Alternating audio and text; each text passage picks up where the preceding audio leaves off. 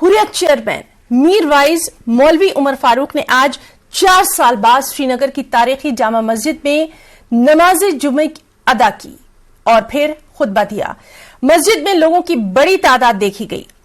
Hurriyat chairman Mir wise मौलवी उमर फारूक ने कहा कि मीर वाइज का मनसब हमेशा मुज़ाकरात, अमन और बातचीत के हक में रहा है।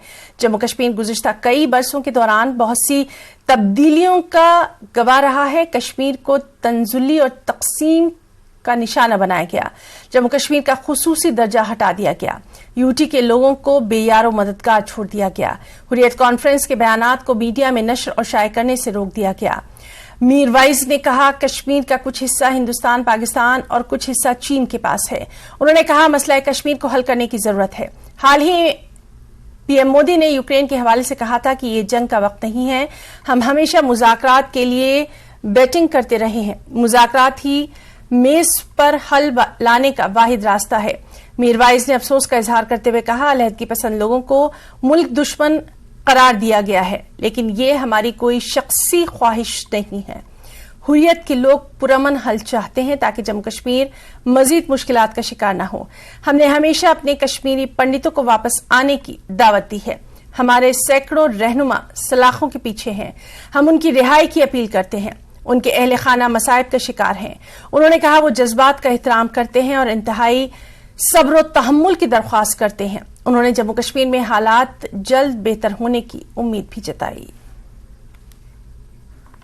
ये मसला किसी के लिए आलमारी मसला हो सकता है, मगर जम्मू कश्मीर के आवाम के लिए ये सबसे पहले इंसानी मसला है। हमें आलमारी जाती मफाद से उठकर पहले इंसानी अमन और रिश्तों को समझना होगा और मसाइल के हल के हवाले से आगे बढ़ना होगा।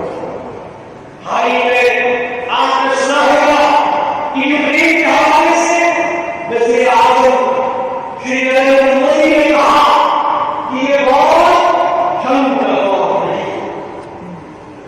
सही कहा, इस ज़िंदगी में हम ये याद दिलाना चाहते हैं कि हमने हमेशा हर मुस्लिम ने कहा वो तशद्दुद के खिलाफ, ताकत के खिलाफ था।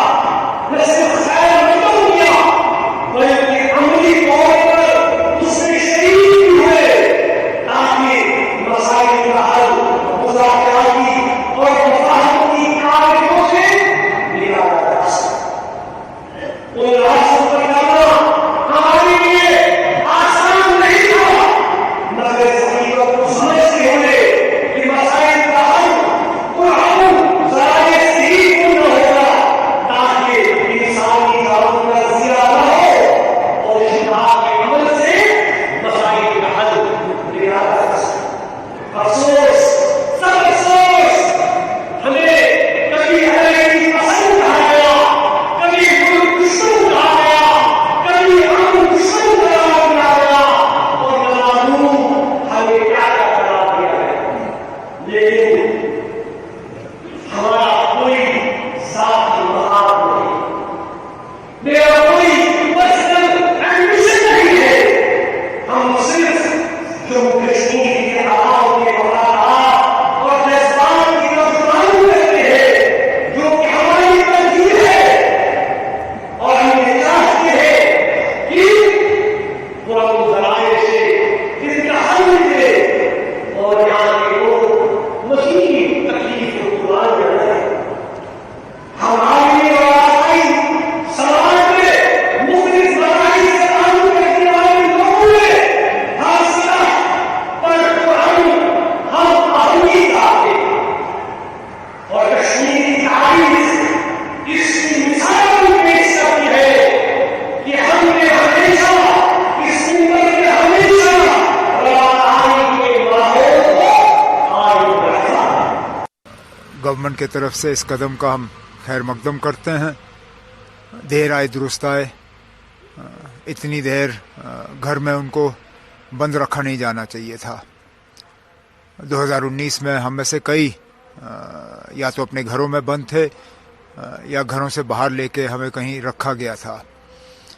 एक एक करके ज़्यादातर हम में से वो हैं जिन्होंने عدالت کے دروازے کھٹکھٹائے اور عدالت کے ذریعے ہم باہر آئے. اس بار بھی حکومت نے میروائز صاحب پہ کوئی احسان نہیں کیا. 4 سال کے عرصے کے بعد جب وہ ہائی کورٹ گئے اپنی رہائی کے لیے، ہائی کورٹ نے اس چیز کا جب جائزہ لیا تو شاید حکومت مجبور ہوئی ان کو چھوڑنے پہ. 4 سال ان کو، جیسے میں نے کہا، کسی بھی حالت میں رکھا نہیں جانا چاہیے تھا. چاہوں گا کہ وہ نہ صرف جامع مسجد میں بھی بلکہ باہر گھوم کے جو ان کی سوشو ریلیجیس رسپانسبلٹیز ہیں وہ پوری طرح سے اب شروع کریں.